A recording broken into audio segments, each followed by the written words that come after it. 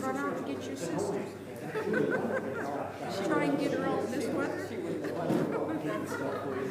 I actually was right out by the mall. I don't think she was out. she don't stop. I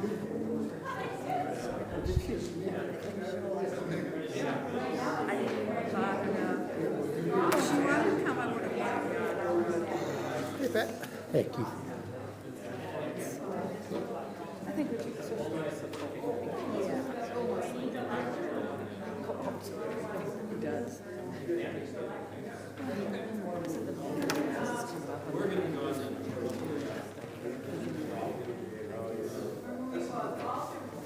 Okay, if everyone will take a seat, get started. Jim, is this on? I turned it on, but it's not on.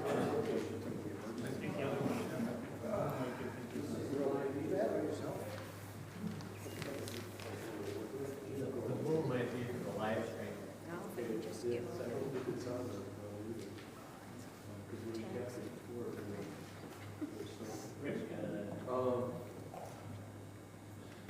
All right, call the meeting to order and turn it over to Pastor.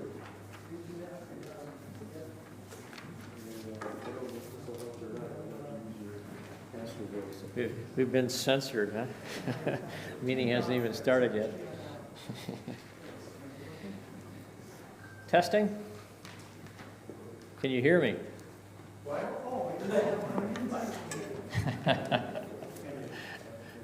Testing? There we go.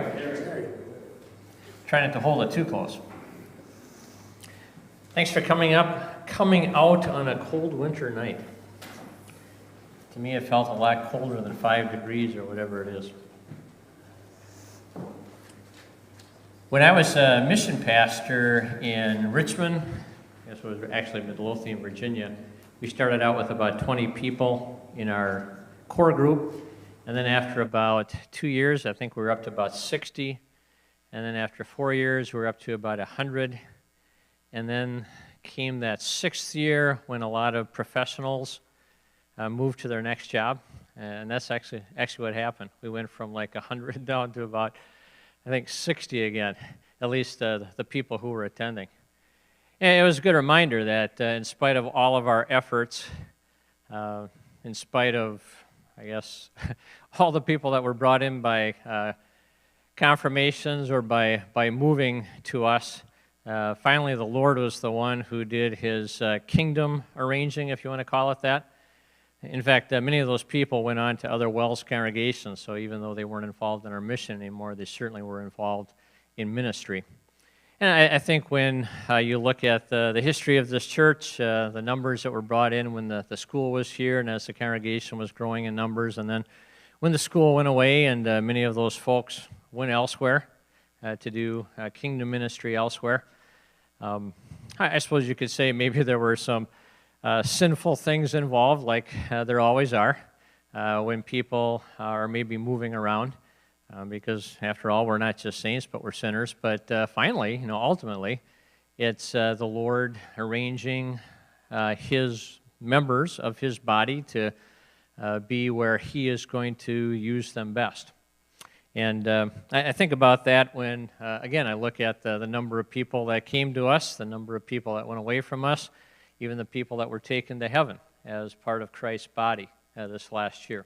Just a matter of the Lord arranging the members of his body where they're going to work best in his kingdom work. So that's what 1 Corinthians 12 reminds us of. But now God has arranged the members in the body, each and every one of them, as he desired. And of course, it's according to his desires. If it weren't according to his will and his desire, none of us would be here. And none of those people who were here or went elsewhere would have been a member of his body either. It's only by his grace, only by his choosing, only by the blood that he shed on the cross, only by the baptism waters and of nurturing us in that faith. And then taking us elsewhere to be nurtured, that we would be part of his body. And so again, it's a matter of his grace and incorporating us into the ministry work, wherever that's going to be. And which of us can say that we're going to be here for another year, here in Appleton, or here at St. Matthew, or even on this earth? It's only by God's grace, and really that, His undeserved love in bringing souls to Him, that He is going to be placing us where we are. The next verse is encouraging too. If they were all one member, where would the body be? A reminder that each of us as members of Christ's body have special gifts. And He connects us with each other, and then also allows us to use those gifts in some very wonderful ways. I can think of just the last three members that joined St. Matthew. One is involved in a service group, one is involved in a Bible study group, another one is involved over at Pillars now, helping us to feed stomachs, but also feed souls. And just in some special ways that those people have special gifts for, special things about their personality, the way that the Lord has given them experiences as well as growth in their faith. Just neat to see how He's fit them in with other people to be a part of this functioning body of all of us. And then the last verse there, but as it is, there are many members, yet one body. So finally, God's purpose is in having us not just grow together, but grow up into Him, who is the head, really to be part of Christ's body and to make sure that we're a firmer part of that, a stronger part of that, with each other helping to make that connection stronger, really, finally through word and sacrament. And again, you think of all those people who aren't connected so well, but because of their gifts and because of the word, the gospel ministry that we have here at St. Matthew, it's just some great opportunities there. Again, seeing a few more people come back to us who hadn't been attending, seeing a few families here every now and then, guests from the community or folks from the Hope Center or Pillars. Going to some of those people in our compassion ministries like Hope Center and Pillars and finding out that they're believers. And so they're already connected to us by faith, and here's our opportunity to nurture them and find out how their gifts are going to fit in with maybe the service that they can do together with us. It's an exciting thing, a gratifying thing to see how the Lord continues to grow us as He arranges us in this kingdom ministry, and then being able to see how more and more people can be a part of that, even if our numbers aren't always growing. We pray. Lord, as we look back on this last year and look forward to the one that we are in, again, you are the Alpha and the Omega. You are the one who is head over it all, and really head for us as part of your body. And so we look forward to the blessings that you have ahead of us, especially as the way that you unite us, one in faith and one in all the gifts from that faith, and also the spiritual gifts that you have gifted each to us to be used in that special way alongside of each other, and then finally for your glory. Help us to look back and see the blessings, the abundance that you gave to us this last year, and help us with grateful anticipation to see the year ahead of us, again, full of your blessing. We pray it in Jesus our Savior. Amen.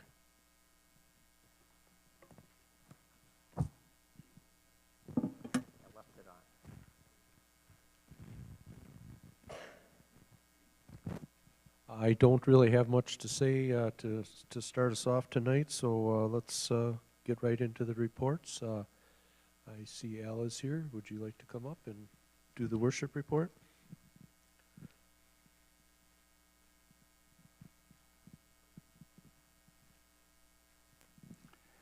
Thanks, Ken.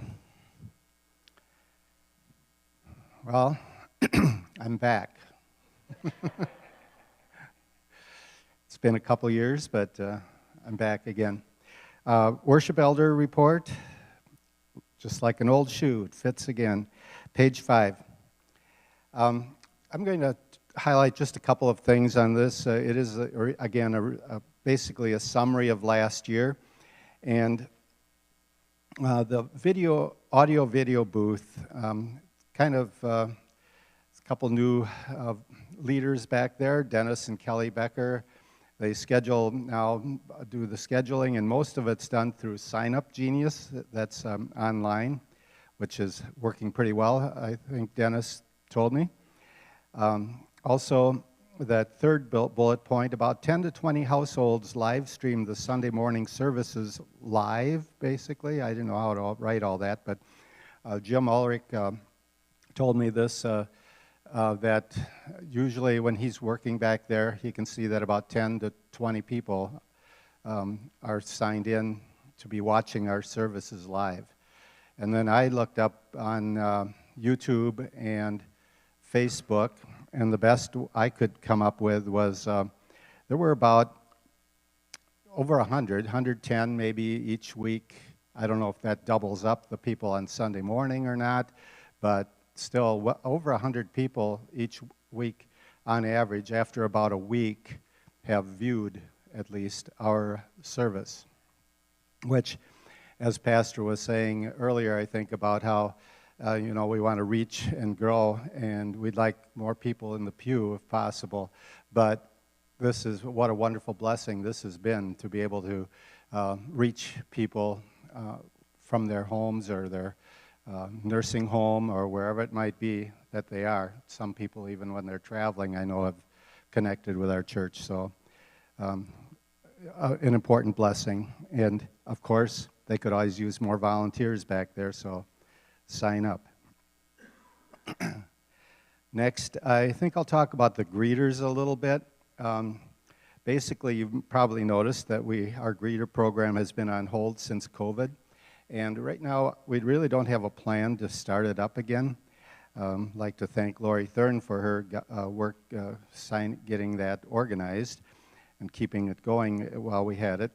But it seems like that was a great training program in a way, and I think many more of us now are greeters every Sunday.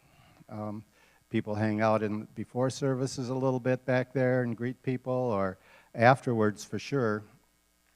People are greeting each other, but that doesn't mean we couldn't improve, and you'll notice maybe in the forward looking at the bottom of the very bottom of the page that when I talked to Pastor Olson about this, he thought that probably they would try to put something together as part of a Bible study or something that kind of encourage us to keep it at the forefront, greeting those people that are new to the building, that are visitors, guests, and make them feel welcome. And then I think I'll go down to well, a highlight really last year was the completion of the organ replacement project, and would like to thank really everybody that was involved with that. That was a very big project, and what a blessing to be having that as part of our worship services now with the leadership up from our organists. Thank you, Cheryl, for your leadership there, and Bob also. Handbell choir, a little bit about that maybe. A set of handbells has been gifted to St. Matthew. They need a little polishing, I guess, I heard. And Jim Curtis is planning to organize a handbell choir, try to get some people to volunteer to ring those bells. So we'll see how that goes. That's his goal for the year. Going down to forward-looking vision, one thing we are going to look at a little bit is the children's message. You know, it's a pretty small number usually that are up there. And I know if there are no children in the service, that pastors just don't have it. But we'll be discussing that with the parents who have young children and see how that comes together, or maybe we'll keep it as it is. I've talked about the greeters already. Page 6 then, just real quickly there. Mission Festival we already had. Something that I really, on a personal note, enjoyed those videos that were part of the service. Thank you, Pastor Milky, for putting those in there. I think were very inspirational and informational. Then just finally, recognition and opportunities. Of course, we all know we can always use more volunteers. Thank you to all the coordinators and many willing volunteers. That list there is some of the coordinators, and then of course there are many more volunteers that also serve. But if you can help in any way, contact one of these worship leaders or myself or Pastor Olson or either of the pastors, and we'll look forward to serving with you. Any questions? Next is then Bob Parsons, member care.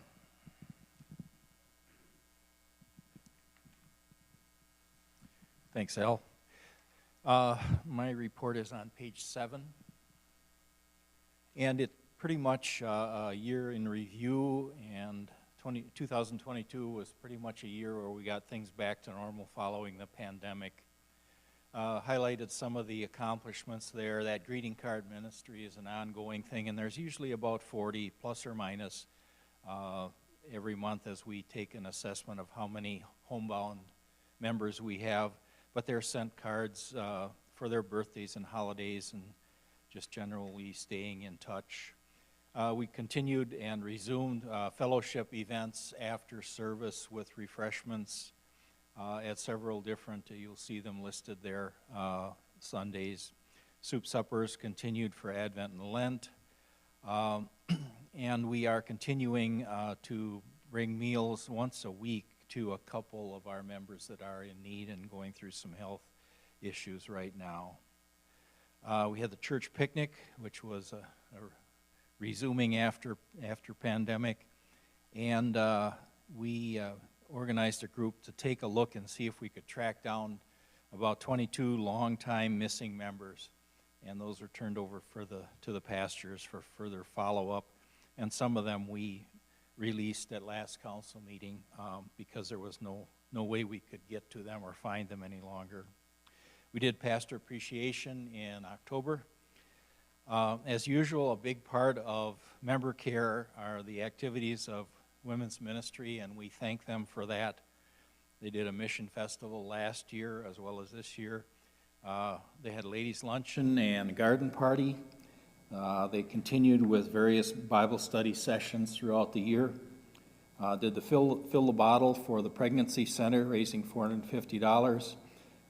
If you've seen the little library book exchange out here on the south side, they did that along with upgrading the Hope Center entrance way using grant funds from Thrivent. Pages were inserted in the new hymnals with prayers for your use before service. They had delegates going to the Women's Ministry Conference and LWMS. They hosted Advent by Candlelight and organized the annual Giving Tree, and a book club is in the works. The one thing that is kind of an ongoing work in progress is our work to try to do a better job with new members, recognizing them, learning a little bit more about them, posting photos, bulletin boards, biographies so that we can get to know them. Sometimes a new member taken in, and if you miss that particular Sunday, you may never get to meet that person. So we're still working on that. Haven't made the progress that we wanted to, but it's coming along. And could always use volunteers there who want to help welcome new members. I conclude there with thanks to the many volunteers, state the purpose of our member care efforts, and lastly, any comments or suggestions that you have so that I might do my job better, I would appreciate them. Any questions?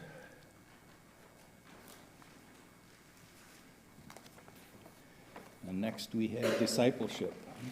Craig? Thank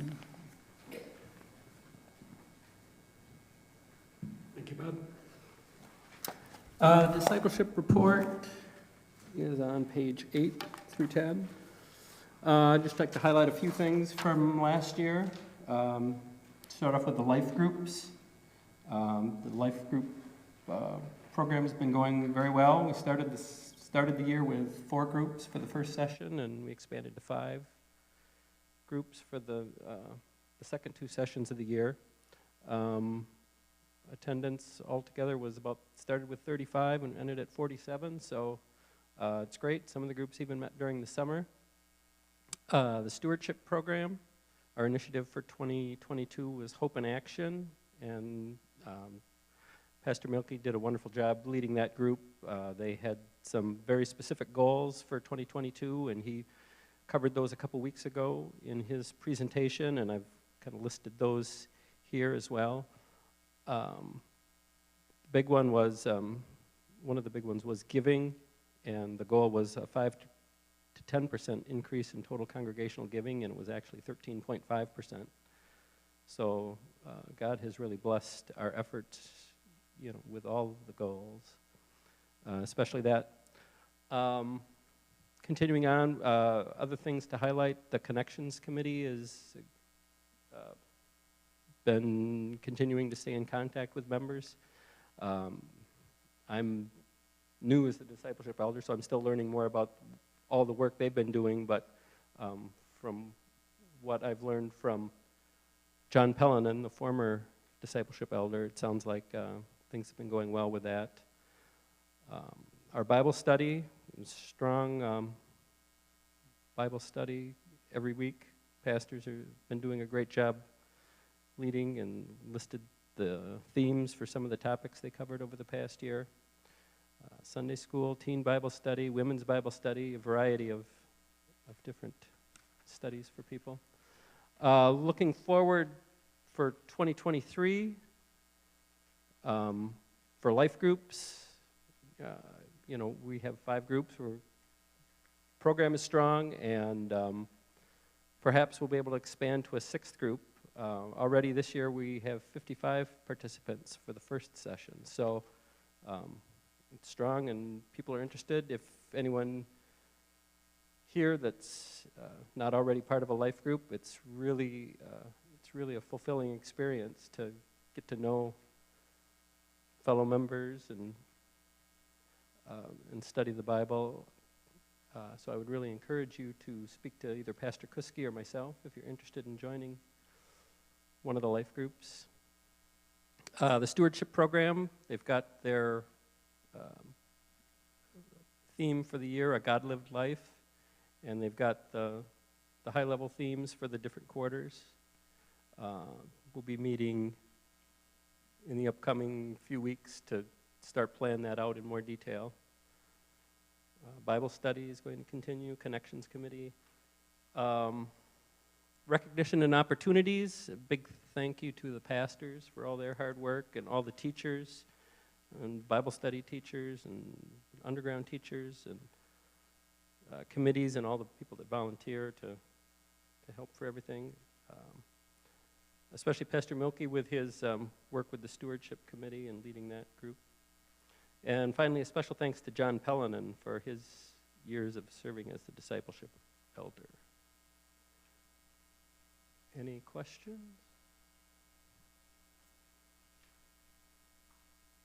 If not, I will turn it over to Ben Ring, Outreach. Thank you.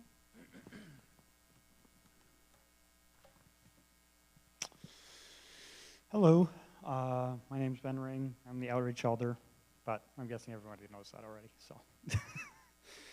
So we had a variety of events across this last year. So we started out with Winterfest, obviously better attendance this last year than the year before with all of COVID and everything going on with that. And I think that's probably true with a lot of our events, is that we may have had a little bit better attendance this year than the year before, or last year than the year before that. Then we had the Easter egg hunt. Mainly advertised that to members and also to people from Hope Center. We had VBS. That's a lot smaller event as far as the number of people we have attending, but sometimes it's easier to talk to non-members during that than some of our other events that are a little bit bigger. Then we have Oktoberfest, kind of just presence out in the community, and selling some cookies pays for the fees that cost to put the booth up. Trunk or treat, Christmas for kids. I got the number wrong when I wrote this a little bit. It's 47 kids in attendance, not 43. And then outreach to resource center. So we've switched from doing the donuts and cookies to actually doing breakfast this last year. And that, I don't know what the highest number we've had was, but my guess is high 30s. 46. Oh, okay.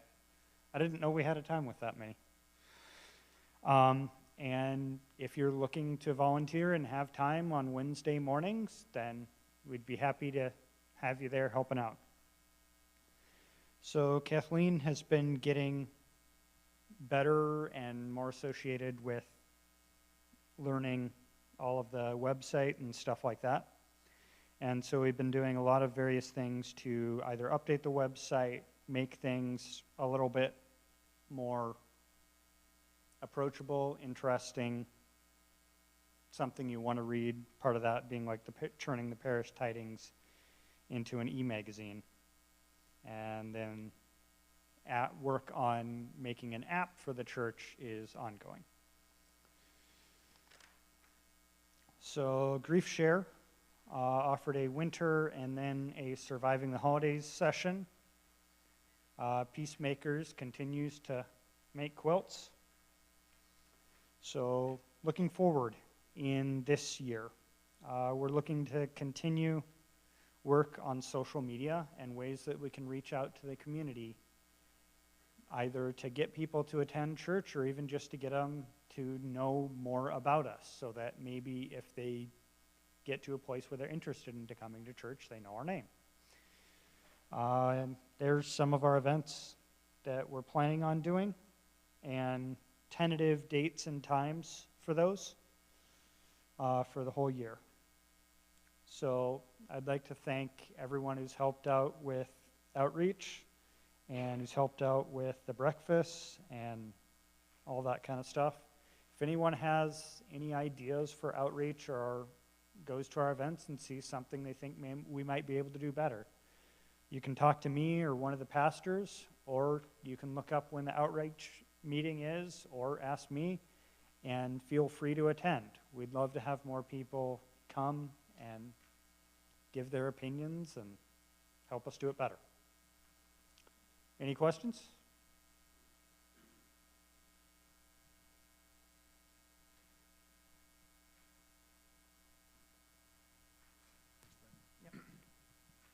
Good evening.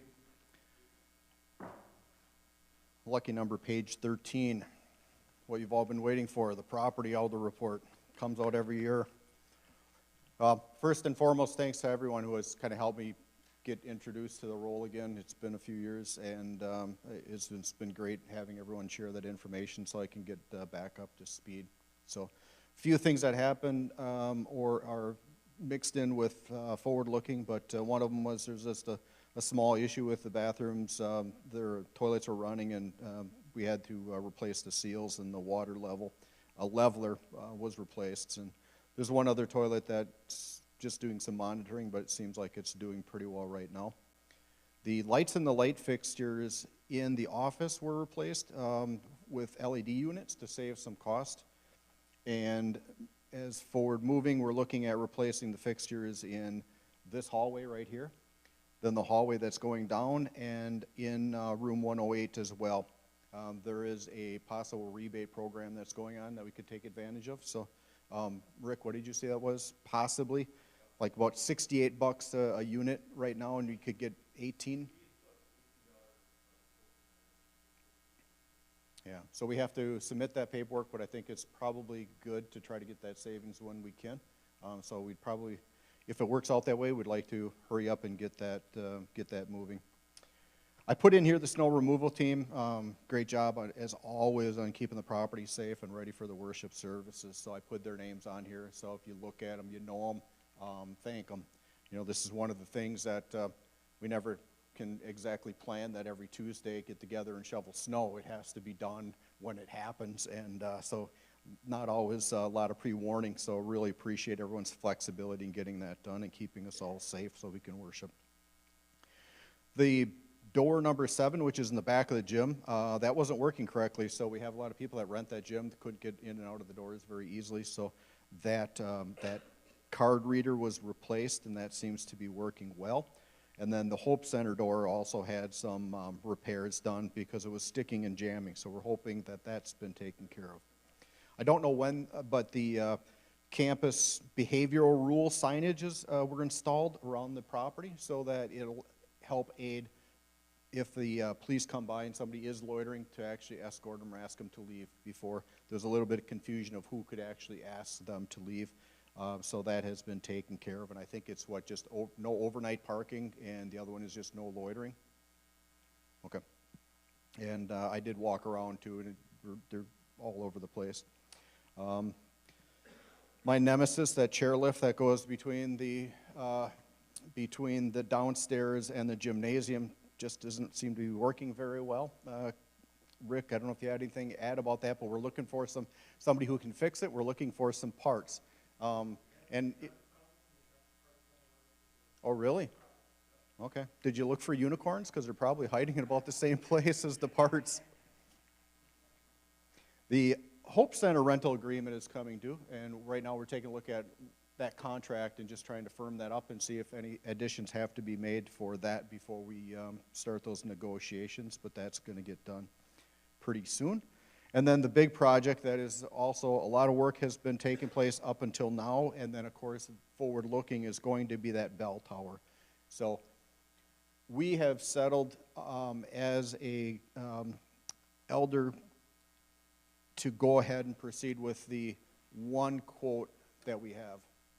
And just like to explain that that's not a really good business practice. You should at least get 2 or 3 and then decide from there. But if you really take a look at what the bell tower is, it has a very small footprint, so it's a very small building, but it's also very tall, so you have to have 2 different set skills, and then have somebody who's really willing to bite into a project that is very small and tall.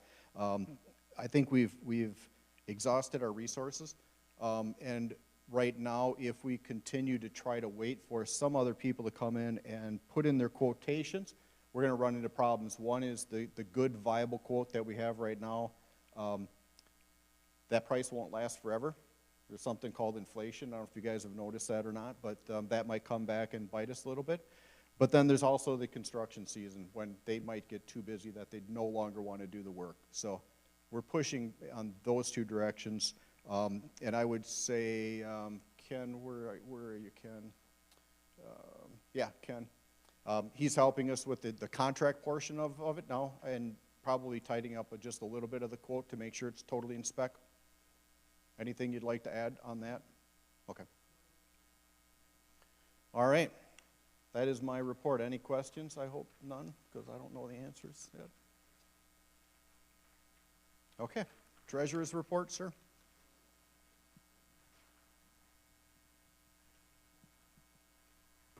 Thank you.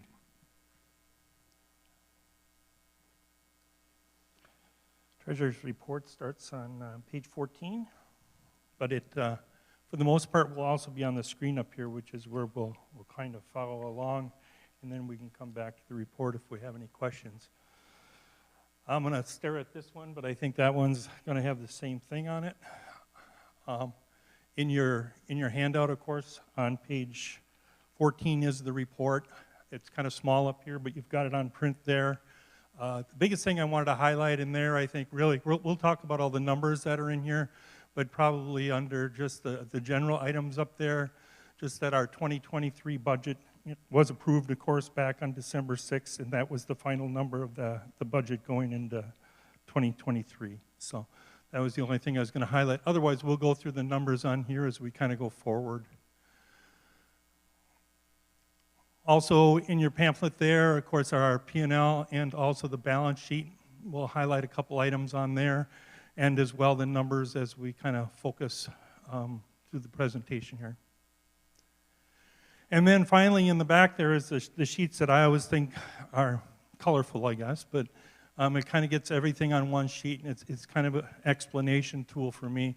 I realize it's hard to see up here, but we'll go through each one of these and talk about those individually and the numbers that kind of go across the year. So those are the same graphs that we've been putting in the bulletins occasionally, not necessarily on a repetitive and routine basis, but kind of here and there once in a while to kind of keep people up to date. Try to do it at least once a quarter. So,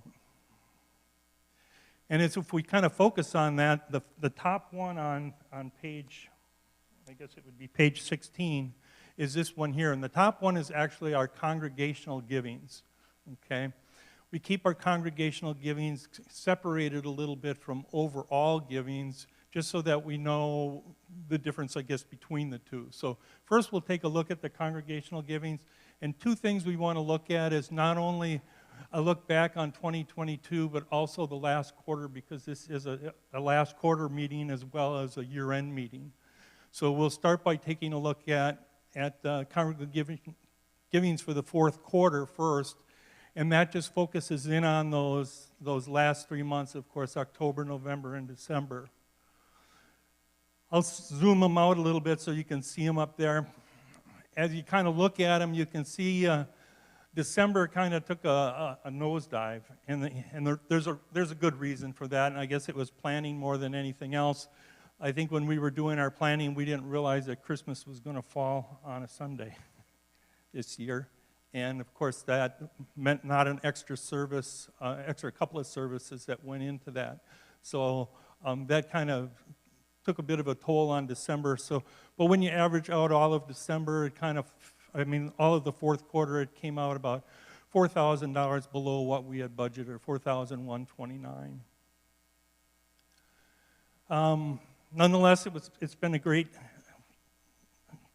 final quarter. I mean, it's actually very good when you compare it to a lot of other fourth quarters that we've had. So there's nothing there to be concerned about, especially when we look at the overall year. And now we'll take a look at all 12 months kind of combined from a congregational giving point, and I think this gives a better picture of you know, how we've done across the entire year. Again, we're just going to focus in on the totals over on the end there a little bit. I'll kind of zoom them out. The top number is, of course, our actual. So our actual congregational givings were $483,703. We had budgeted that we were only going to receive $474,120. So we actually exceeded our budget by $9,583, which is really great for an overall year.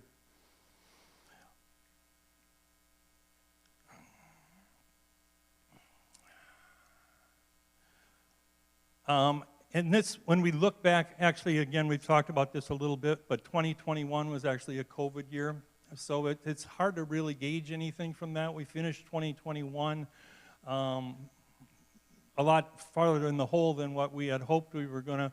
But when we look at the difference between where we were in 2021 to where we are currently in 2022, it's a gain of about $17,000 in giving. So I mean, that's kind of awesome, to be very honest with you.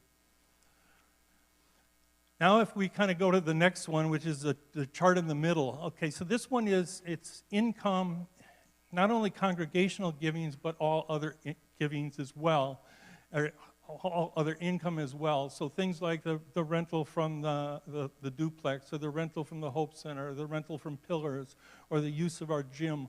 All of those things that come in as income are now combined to what the congregational givings are, and then it comes into these numbers here. Again, we'll first take a look at the fourth quarter. And if we just take a look at that fourth quarter again quickly, again, it doesn't look like we've gained much there, but it is a little bit better than the slide we took before. There was a little bit of influence for some of our rentals that came into the fourth quarter. Overall income, including congregational, was down for the fourth quarter again. Christmas was a big contributor to that.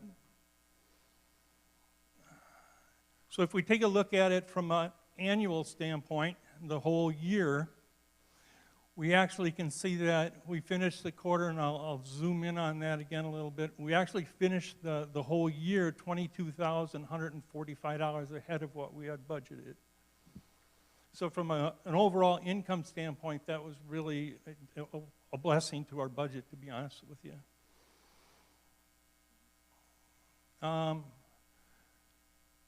And then next, let's take a look at the expense side. The expense side is the bottom graph, and normally I don't share this in the bulletin. Expenses have to come with some explanation sometimes because you never know what's going to happen throughout the year to influence your expenses. This year, I would say one of the biggest influencers have been energy costs. Those have kind of come to find us, to be honest with you. And of course, we've got a big facility, and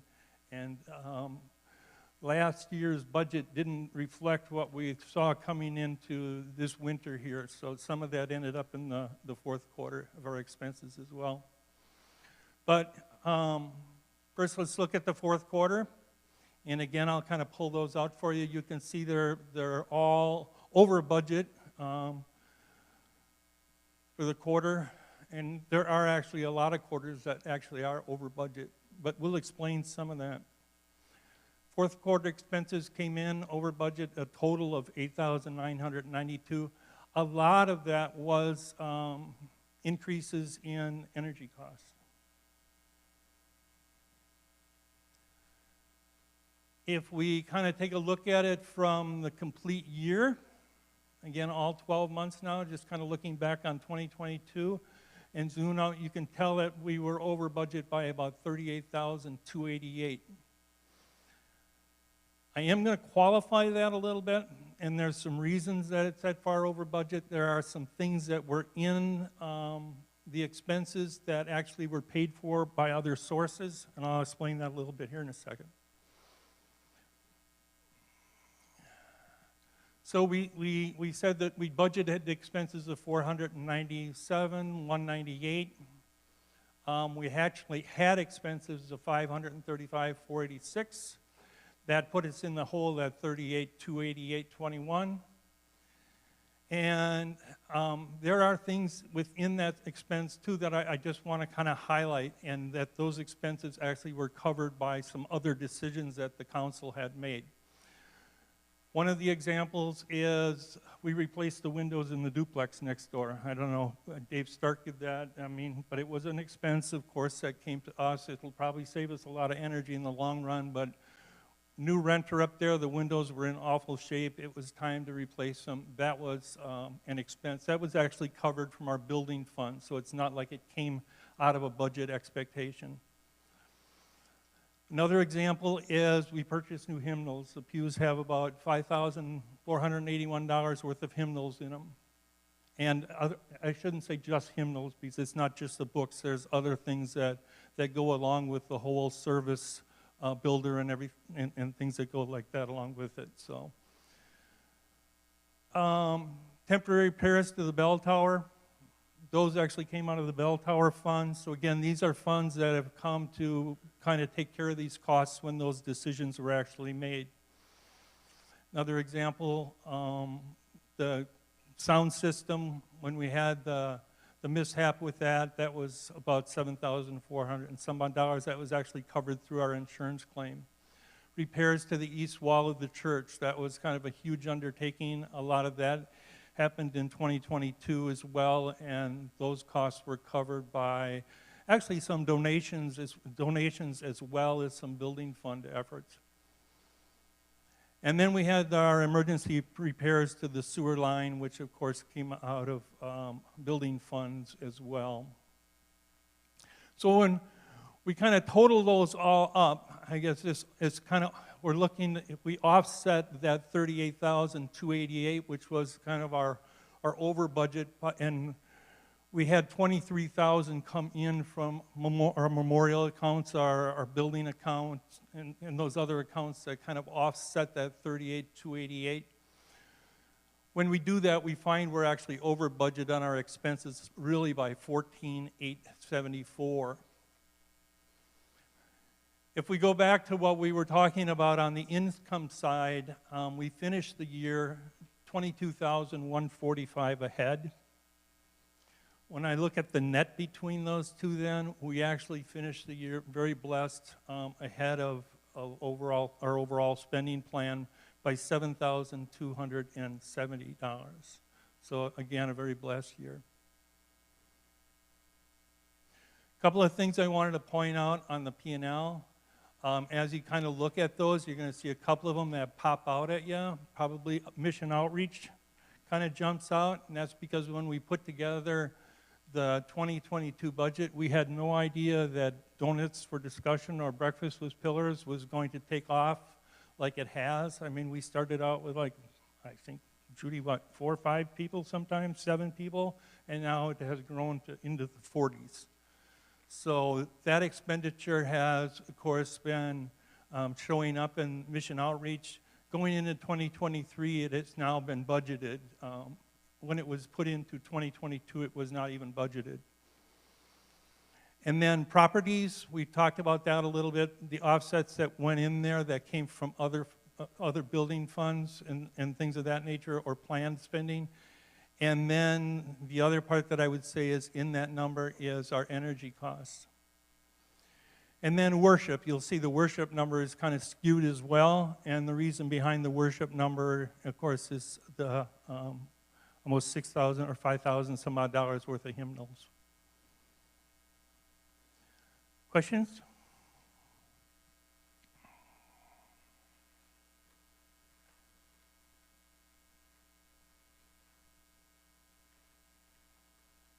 All right. I will turn it over to Al or Pat. Al?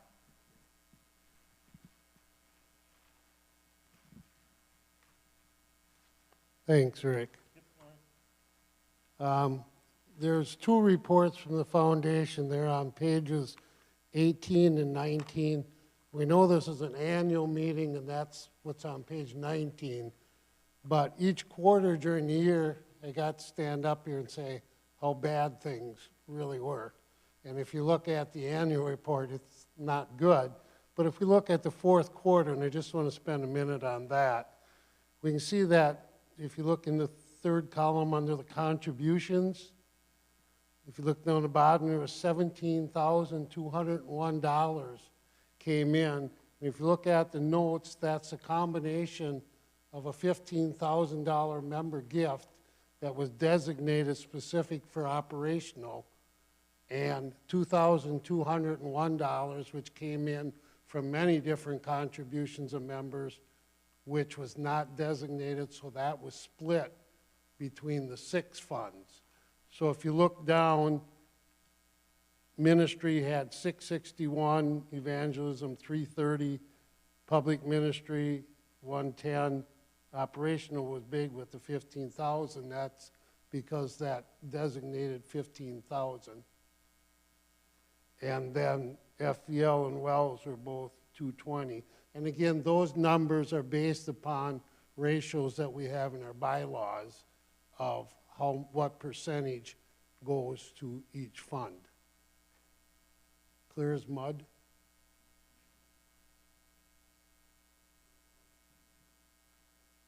And then the distributions, there was 3,510 out of ministry went to supporting pastor salaries for ministry, evangelism 7,450, supporting pastors' salaries for helping with our evangelism efforts, and public ministry scholarship $1,335.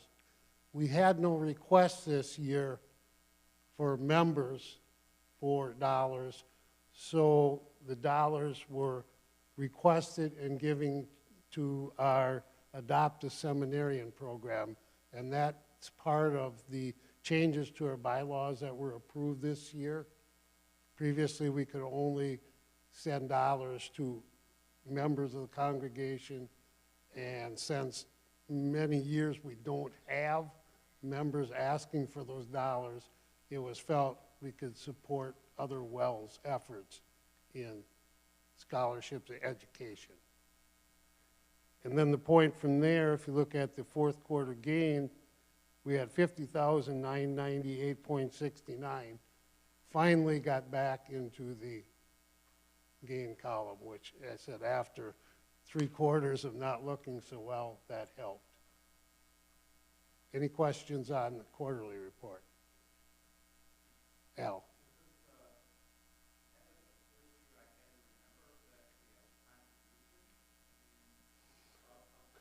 We haven't had a lot of contributions, and we're working on a report now from this that will show our contributions. We've got a report from the start of 2006 till now. Ken and I need to work a little bit on making sure we have that totally correct, and we'll be sharing that then. But yes, there have not been a lot of contributions. The 2,201 is due, I think, Rick has mentioned, Kennedy, that there's no envelopes. We're giving through the system. There's a foundation, and that's where the $2,201 came from. So we're very fortunate that there was a 15,000 from someone in the congregation. So yeah, it was a good quarter for contributions. We need to do a better job of getting out, and we've got some ideas already for getting out to the congregation on the foundation, what it does and how people can support it.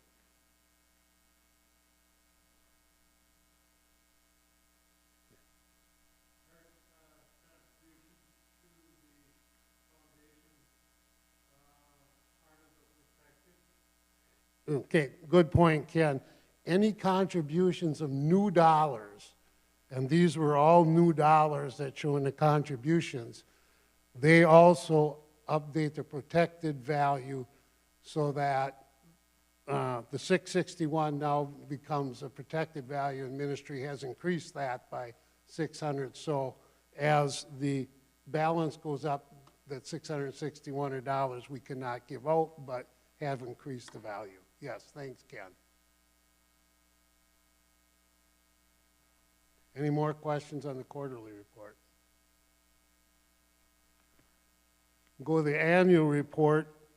And this is just a simple summation of the 4 quarters that I've been up here going, and said if you look at the earnings column, we're down 155,172.14 for the year. Anybody that has money invested knows how things went for the year, and we're hoping for a turnaround. But that's why I thought it was important to show fourth quarter, because we were able to cut into that. You'll see the contributions again, mainly the contributions here from the fourth quarter. So for the annual, you're right, there weren't a whole lot of other dollars other than what came in fourth quarter. There were a few in the ministry, but most of those were a return of dollars that were requested in the previous year, and now it's come back because they weren't used. Those do not increase the protected value, and that's, I mentioned before, Ken and I need to work on this report I want to share. It's a matter of making sure as the dollars come into contributions, do they or do they not update the protected value?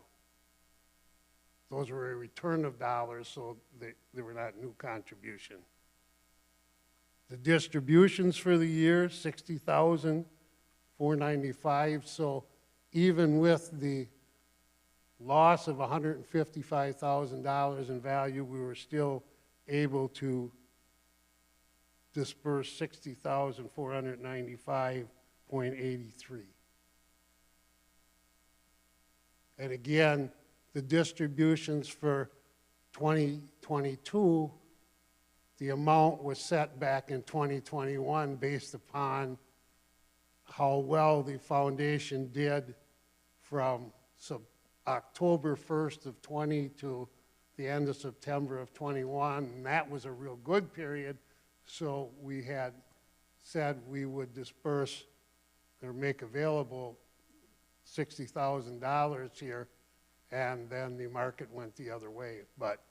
And that's why for 2023, the amounts are less that we talked about dispersing. So again, any questions?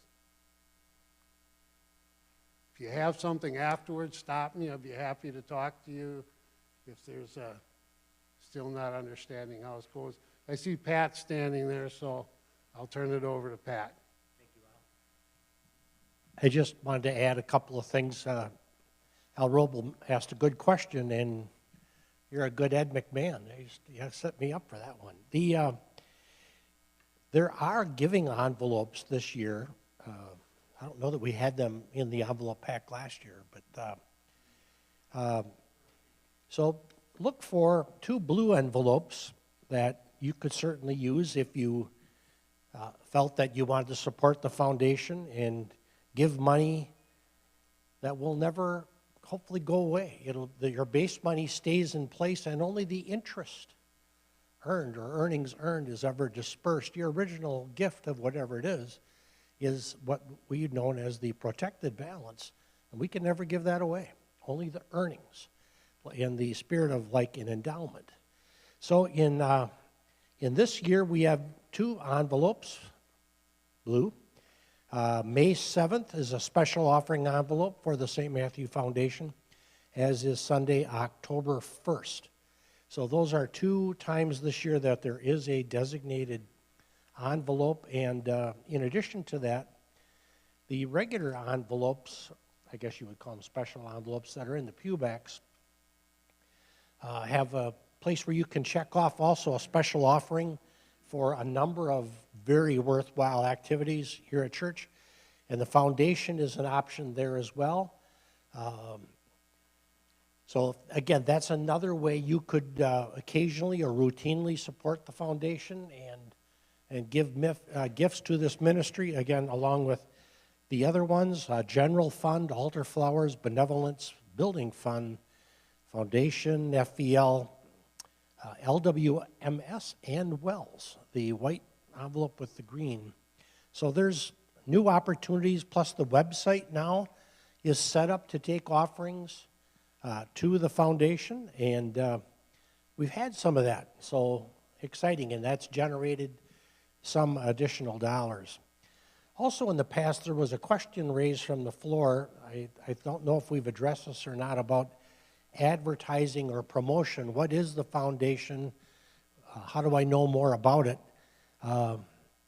We did about a year or so ago have some bifold little pamphlets printed. There are usually some here in the rack on the north entrance way to church. St. Matthew Foundation, a gift that keeps on giving. There is information in here, explains a little bit about the origin and the impact, how we support the ministries, and we'll update this with the current list of the foundation members. But again, it's out there, and if anybody has any questions, the pastors certainly could be contacted with questions if you want to do something in a very private way, or feel free to contact me or any of the other members on the foundation committee board. That would be myself, Al Kroll, Rick Barber, Jim Ulrich, and Keith Stoop are the current members. So any further questions for the foundation? Yeah, Rick.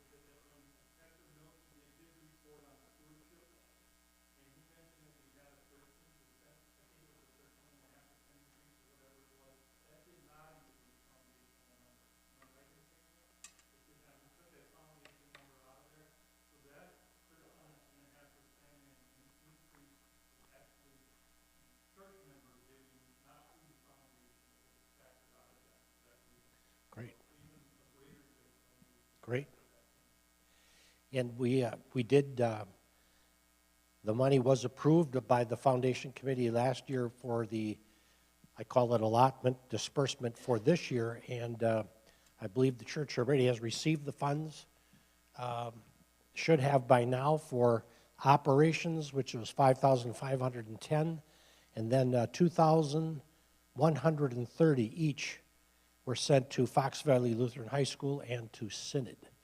So those were immediate distributions, and again, those dollars should be out. Pastor Milky.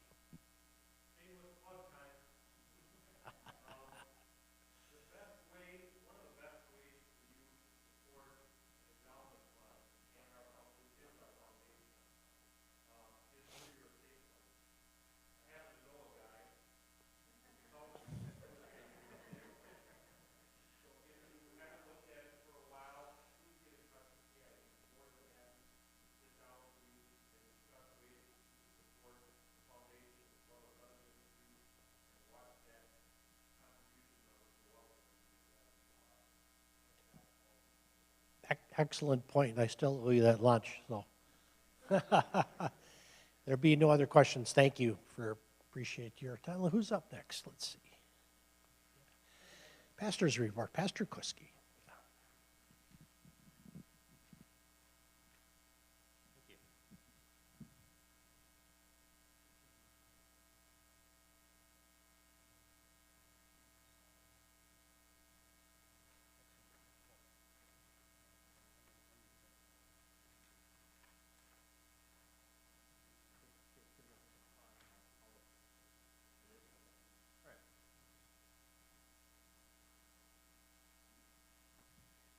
So we're on to page 20, going all the way through 25, I believe, that has some statistics.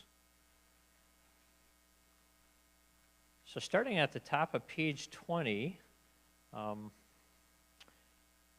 point A, we rejoice in the baptisms, confirmations, affirmations of faith, even the transfers to other duty stations in the kingdom, as well as the souls that the Lord took to be with him.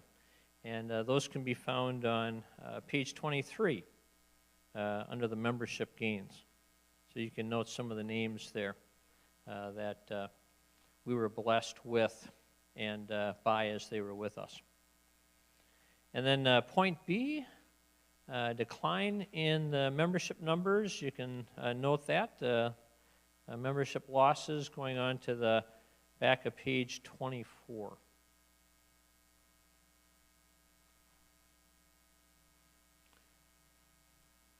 And so if you look at the membership statistics at the bottom of page 24, all the way down to that last row, 2022, again, about a decline in 12 of soul members and 15 in communicants. If you take a look at the gains and losses above, that's, I guess, mainly due to those that were taken to heaven. We've kind of remained steady as far as people coming into the congregation and going out of the congregation, those who are living. And, of course, we have a good number of elderly people waiting for heaven, and those are I suppose you could say, the main difference there in the decline. And then if you also wanted to note worship attendance for 2022, that's under the membership statistics on that same row.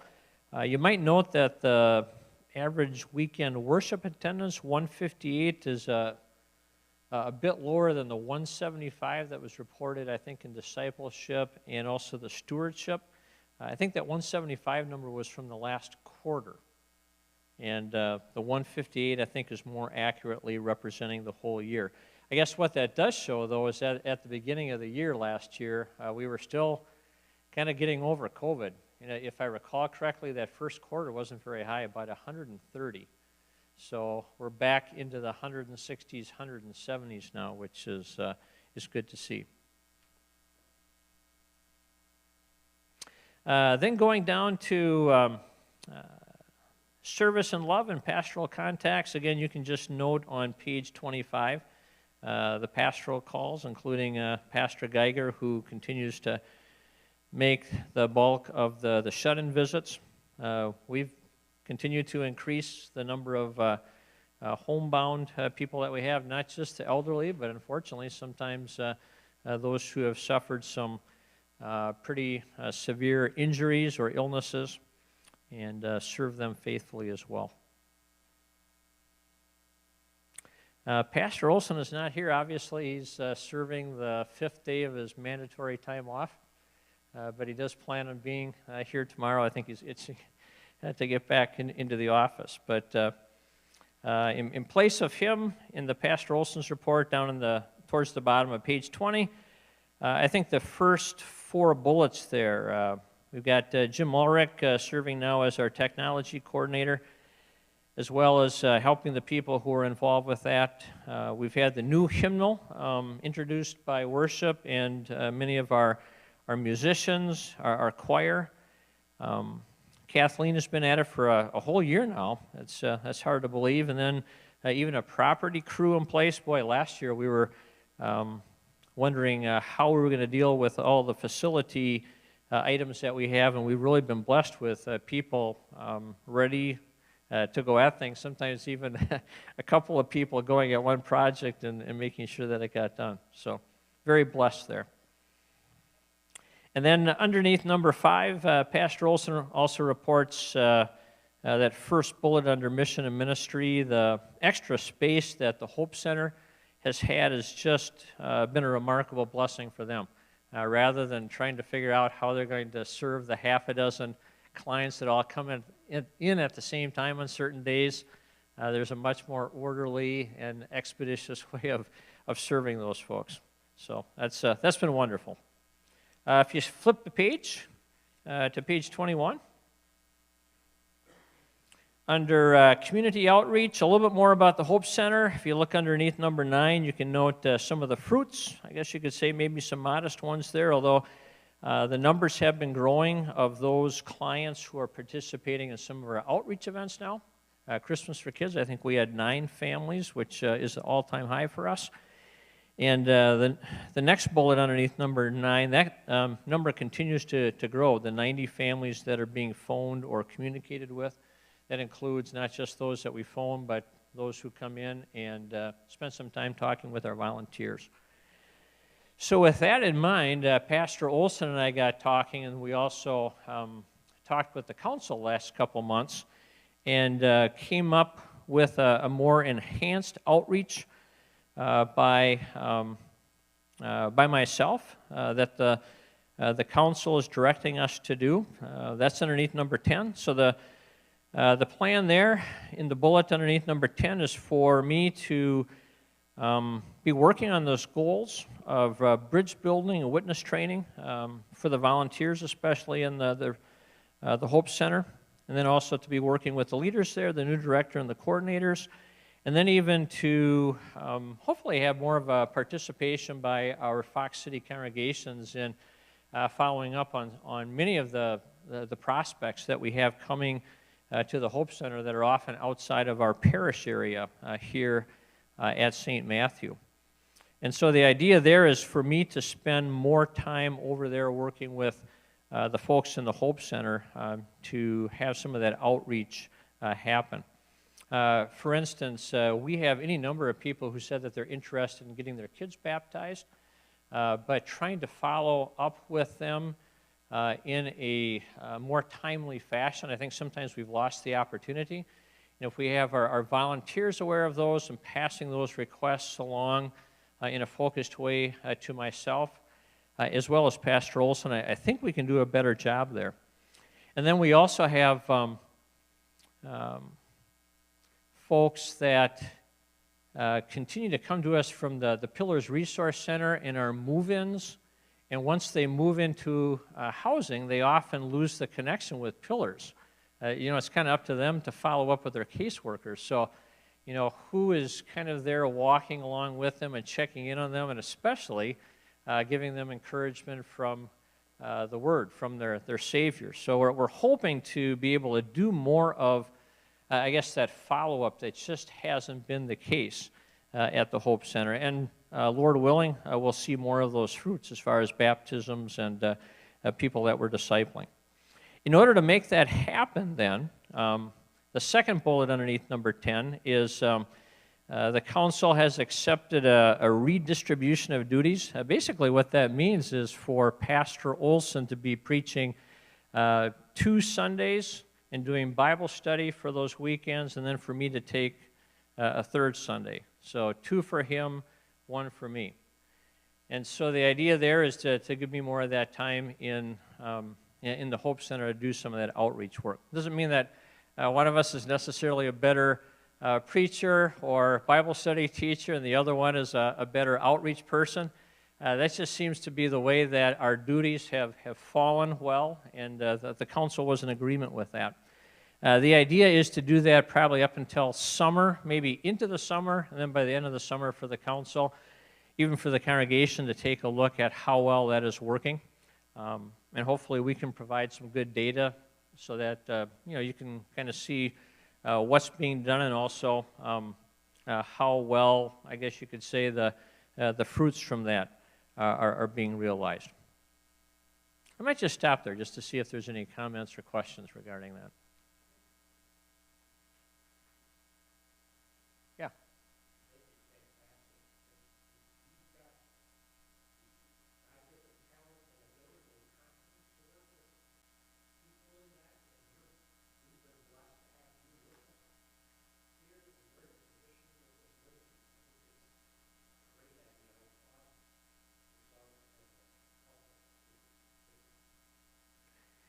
Thank you for that. I think we're blessed too in having 2 pastors here at St. Matthew, and then having the opportunity to divide those duties or redistribute them in the ways that we are. So we're trying to make the most of what's been provided for us here. So we certainly look forward to input too, maybe privately, on how you think that is working. We're really open to that. We're hoping for a lot of feedback from the congregation. I think much was mentioned already at the Pillars Resource Center. One of the things that maybe wasn't noted is that along with the 40 people whose hunger we're feeding, and those hot breakfasts on Wednesdays are really appreciated. That might be the best meal that those folks have for the whole week. The other thing about that, though, is that we've got 4 of us, including Pastor Olson and myself, and then 2 others that are sitting down with folks and just getting to know them. And we've been blessed with some people who just have a great way of building that rapport, of listening, of sharing, and then working that into some faith conversations. And we're hoping to maybe expand that group as well. I think, as was noted, we've got about 13 people who are serving, and I think some of those folks also have the gifts of doing some of that bridge building with those at Pillars. So I'd say on average there's probably 3 or 4 people that we've had some good conversations with, prayed with, had some Bible discussions more than we have had in the past. So there's really some spiritual fruits there as well. Something that I believe will be then before the voters is point number 12. You may or may not be aware of the fact that Pillars right now has open the adult shelter on weekends. They've got the funding and the staffing for that, which is really great during the winter, but it's also a really good thing for the whole year, because it, in a lot of cases, keeps those folks who are there from being with the wrong people and in the wrong situations, and often going backwards in their moving forward in their lives. And so what they asked us, and I think this came up at our last quarterly meeting, was whether we would open the Resource Center on Saturdays. So Sundays isn't even on up for consideration. They realized there would just be too many things working with or against each other there. But the idea here is that the Resource Center would be open on Saturdays, much like it is during the week, with the exception that there's probably not going to be a lot going on here at the office or around the church. And so if you take a look at the bullets down below that, the same times, they'd be done at 4 o'clock, well before things start happening here at worship on Saturday nights. Staffing and operations would be virtually the same. There'd be that same walk around every half hour just to make sure that people aren't loitering or milling about outside of the resource center. There was some concern raised at the last meeting that if there are some other groups that are using the gym, are there going to be people out there that shouldn't be out there? It was suggested, and I think what we'll probably recommend to the resource center, I would expect that they would do it, is they would note the times when the gym is being used, and they would send that person out just to be present to make sure that there wasn't any inappropriate interaction between the clients at the resource center, who really shouldn't be there anyway, and then the people that are using the gym. And then the last bullet there would be that if there were some activities that were going on at St. Matthew's, you know, some of the community events, outreach, weddings, funerals, they would just close up shop here and move it down to the adult shelter, kind of like what they're doing right now. But like I said, that would be another opportunity for the resources, the services to come in and to be able to serve those people that they're trying to engage at the resource center, as well as provide a safe place for those folks to be on the weekends. Any questions or input there? I think last time it was asked that that would be discussed and voted on at the voters' meeting as well, so I believe that's on the agenda, like Ken had confirmed. Page 22, the only thing that I'd say there kind of goes in line with what Al said about greeting. 14, second bullet, you know, be sure to say hi and introduce yourself to someone maybe you don't know. Maybe it's somebody that you see there every week and just haven't gotten to know them yet. I know that often happens with what's going on in back, as well as the people that are sitting next to you, but feel free to maybe go back a couple pews and just say hi to somebody that maybe you haven't met yet. That goes a long way in helping to you know, build that togetherness that we're looking for here in the congregation. Maybe just mention too how wonderful it is to serve here, as well as how thankful we can be and how much we can praise the Lord that in spite of, you know, sometimes the numbers going down, we continue to grow in our giving, in our growth in God's Word, and continue to plan on how the Lord is going to bless that even more. So that's it's really a great thing. Last but not least, towards the bottom of page 22, also up at the voters' meeting, is you have 10 people there that are being recommended for removal from membership by the council. Unfortunately, those are folks that we have not been in contact with for some time, and we have, despite the many efforts that were made, we still have not been able to be in touch with them.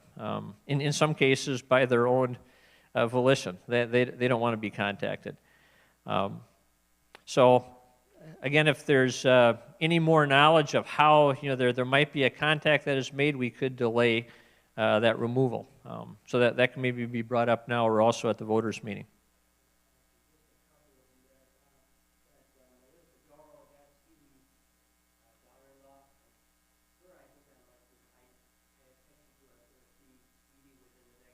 Mm-hmm.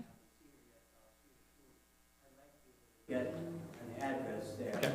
With Sandra Bain, I called and left a message, but unfortunately I couldn't get an address. I don't know if anybody else called her. I've got her phone number, in other words, but yeah. Yeah, I don't think any contact was able to be made there. Yeah, and that's kind of been the case with most of those folks. So you're recommending that Melissa Dorrell would be taken off? Yeah, not to act on her yet. Just right. Give me a chance to see if I can. And there was another person there, or not? Just Melissa? Well, yeah, I guess if a couple other people tried Sandra, I don't know. Like I said, I couldn't get an address. All I got was a phone number, and I didn't get a reply. Yeah, unfortunately. She probably doesn't want to be contacted. Yeah, unfortunately with Sandra, I think that's the case. Yeah, because there were a number of efforts made. Okay. Yeah. to listen if you don't mind Yeah. explaining it. Okay. Thank you for that. And if there's any others, as you're looking over that list and one of those people rings a bell, we want to make one more effort if we can. And even as we remove them, if there's ways of continuing to reach back out to them, we will certainly do that. Other questions? Thank you.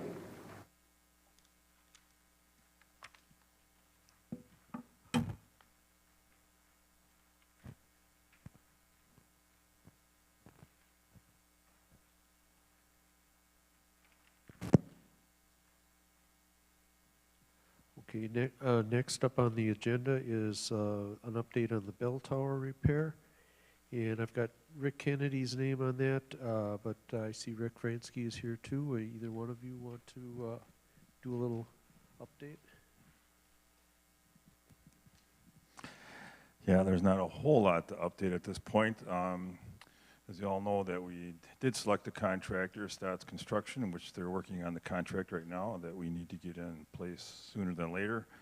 The last time I talked to her, the bricks were like a 3-month lead time. So once we get them bricks selected for the repair, and then we can get them ordered.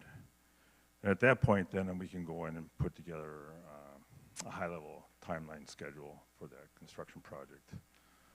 We did try to get some other contractor bids, but one totally just kind of eventually was really excited about it at the beginning and then decided kind of just ghosted us from there. The other one did give us a number, but it was way out of line from what the project really entailed, so I don't think he really understood the scope. So he was a non-factor at that point. So I guess that's all I really have to update. Anybody got any questions? Pat? I would say probably the first rows of parking spots there for sure. Yep, yep. And then they'll probably have a dumpster way in the back, in the in the gym parking lot. I don't think they'll take up a whole lot of space. So, anybody else?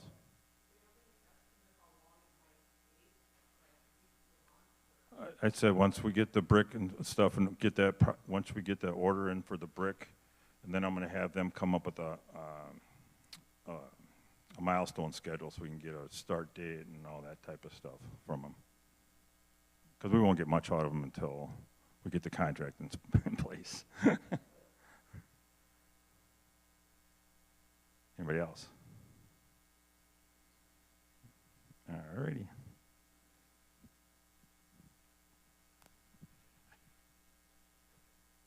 I should add that it looks like we're ready to go ahead with signing the contract, so that'll be moving ahead, so they can get started on things and we can start getting some definite times and dates on some of these steps. The next section is if there are any questions that have come up while we've been going through these reports that you want to circle back on something. Oh, I shouldn't say that.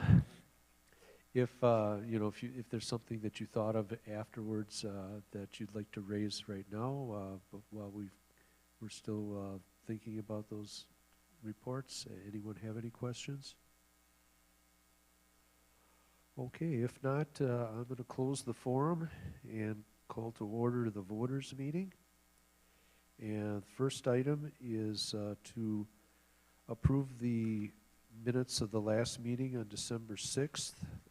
That is the last page in your booklet. First of all, I'd like to ask if there's anything that somebody has a question on.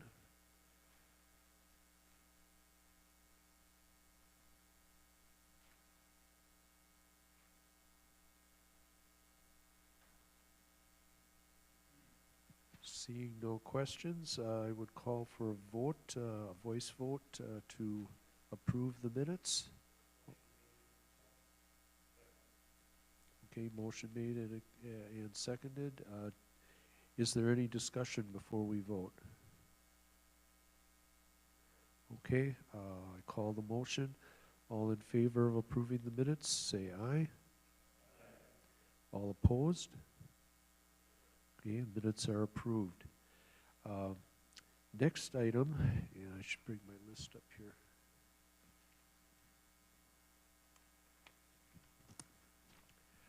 Are the membership actions? I think we should do these individually. If you go back to page 22, you'll see the list of the different former members that we are going to ask for removal tonight.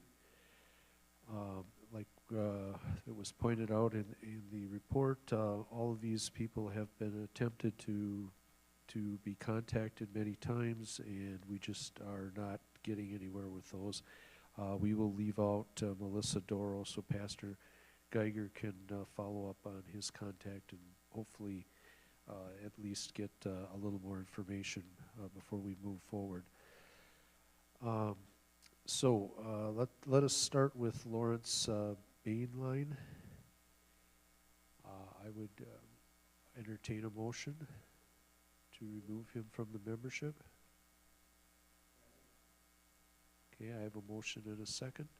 Any discussion? Anybody have any questions or looking for more information?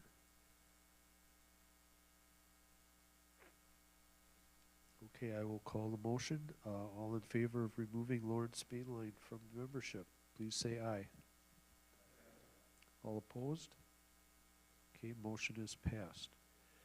Next name is Leah Bainline. I would entertain a motion. I have a motion and a second. Any discussion? Okay, I will call the motion. All in favor of removing Leah Bainline from the membership list, please say aye. Aye. All opposed? Motion is passed. Next up is Sandra Bainline. Motion, please. I have a motion and a second. Any discussion?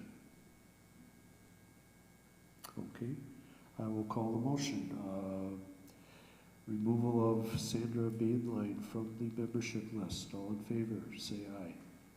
Aye. All opposed? Motion is passed. Next is Corey Dirks. Motion? I have a motion and a second. Any discussion?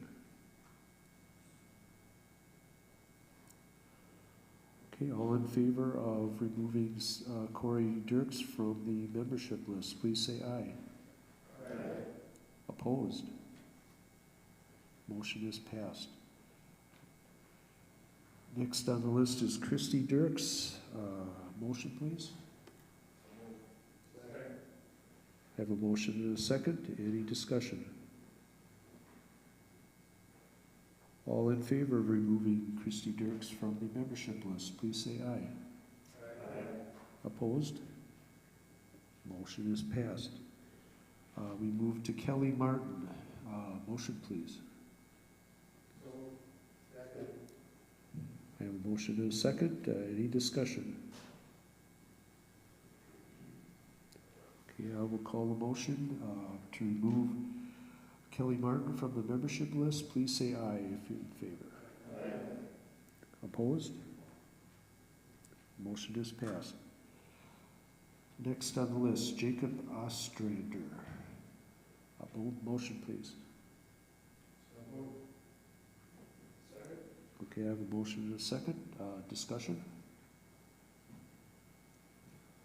Okay, I will call the motion. All in favor of removing Jacob Ostrander from the membership list, please say aye. Aye. Opposed? Motion is passed. Next is Timothy Ostrander. Motion, please. Second. I have a motion and a second. Any discussion? Okay, I'll call the motion. All in favor of removing Timothy Ostrander from the membership list, please say aye. Aye. Opposed? Motion is passed. Last on the list is Troy Strager. Okay, I have a motion and a second. Any discussion? Okay, all in favor of removing Troy Stager from the membership list, please say aye. Aye. Opposed? Motion is passed.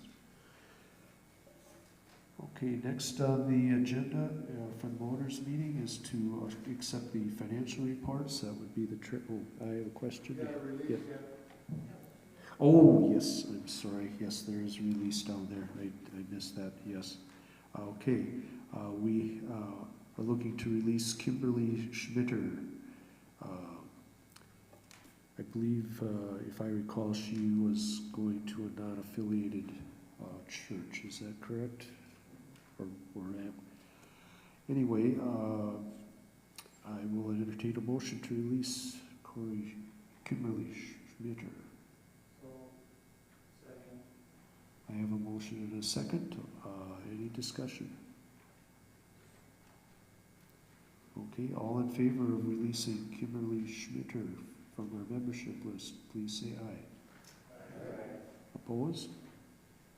Motion is passed. Okay, now on to the financial reports. That would be the treasurer's report and the foundation report. I would accept a motion to approve the reports.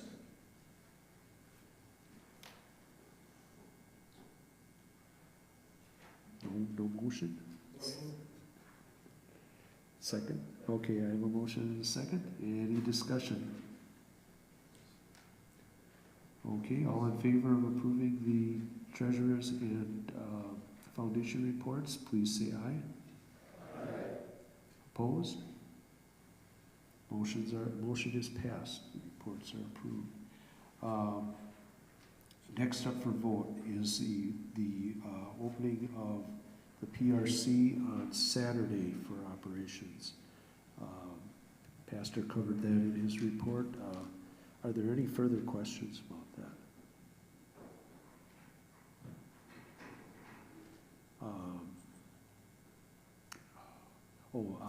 There was one thing I wanted to add. They're planning to start this Saturday operations in February if we approve them. So that would probably be taking place fairly shortly.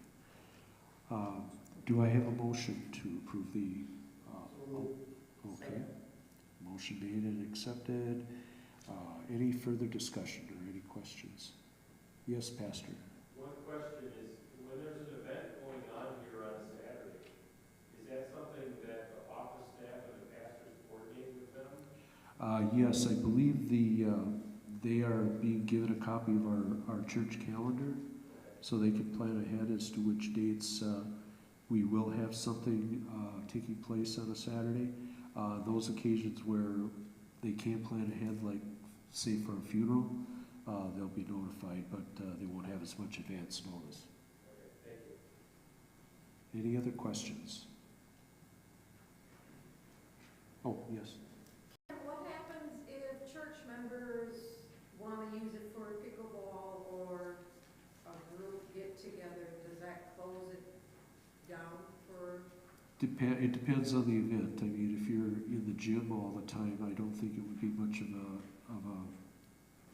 conflict between the operations of the PRC, which would be on the other side of the building, and the gym area. So I don't think that would necessarily be a problem. I'm thinking more bigger events would be more of a conflict with, especially if people are wandering around and interfering with what we're doing for an event. But for something like that, I don't think there'd be too much difficulty. Occasionally, it does get rented out. Yes. For like an hour and a half to 3 hours, you know, on a Saturday. I just didn't know how that was going to affect what I do.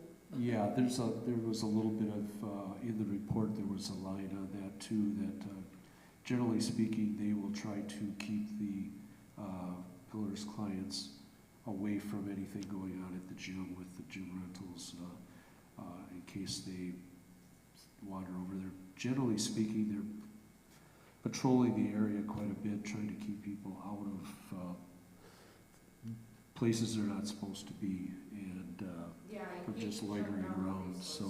Just for an hour and a half of Yeah. use, that's all, I just wanted.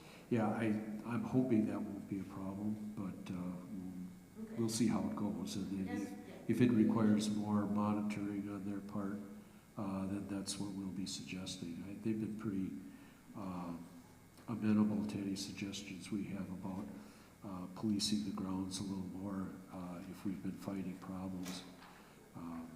I think in the warmer weather times, it'll be more of an issue than it is now. Nobody wants to stand around outside all day when it's cold out. But during the summer, it might be more of an issue. Yes, Pastor. You want to respond to that?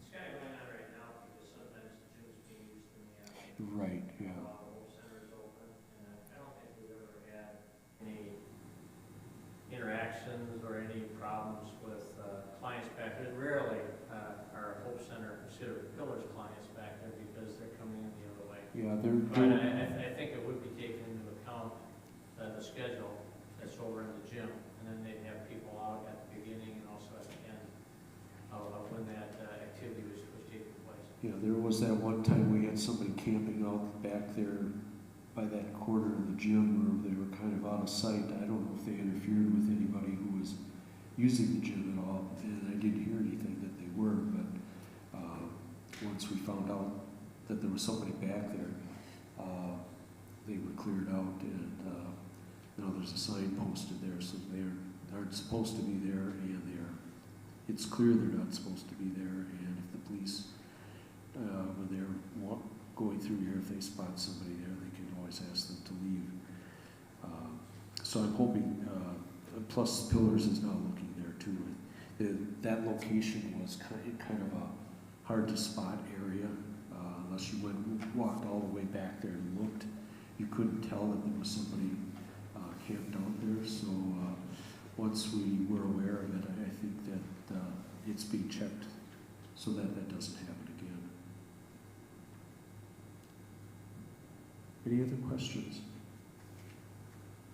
Otherwise, I'll call a motion. All in favor of allowing Pillars to be open on Saturdays and continue their normal operations on Saturday, please say aye. Aye. Anyone opposed? Okay, motion is passed. And Pastor, will you contact Pillars and let them know the result?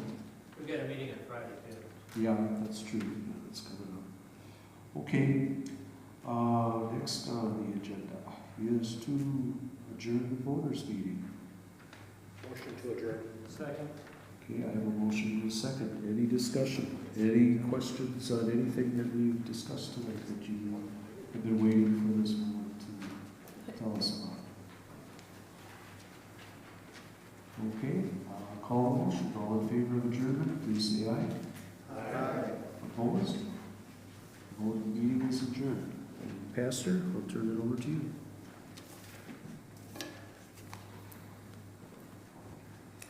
Thanks again to all those who attended, and as well as all those who gave reports tonight. Let's pray. Lord, we continue to ask for your mercy and attention to those who suffer from illness or injury, or even from mental, emotional afflictions, or some of the spiritual things that people are wrestling with. You are their Lord and Savior, and we ask that you work the wonders of your salvation. We praise you for all those who were noted tonight, often unnamed, those who have given such willing service to you, and as they do, also to worship you in their lives, both here at church as well as outside of this congregation. We ask that light continue to shine brightly for you as well as for those outside the congregation, that they may see it and give glory to you. We thank you for the growth in offerings as well as time that has been in worship and given to the Word. Certainly it shows a love for you and so many souls that have been fed and even found by yourself. Again, we praise you for your grace and for your work through your flock here. And we ask that as we remove and release those that are no longer part of our fellowship, especially those who are not in the Word and maybe have grown distant from you, that you continue to provide opportunities and people, even some of ourselves here, to be those who walk more closely with them so that they can be led to walk more closely with you. And continue to send your Holy Spirit to work the wonders, to give his saving gifts and all the fruits of sanctification that we see in believers' lives. Truly rich and abundant, something that we can't praise you for enough, but again, give you great thanks for how wonderfully you were doing it among us. We pray it in Jesus our Savior. Amen. Safe journeys.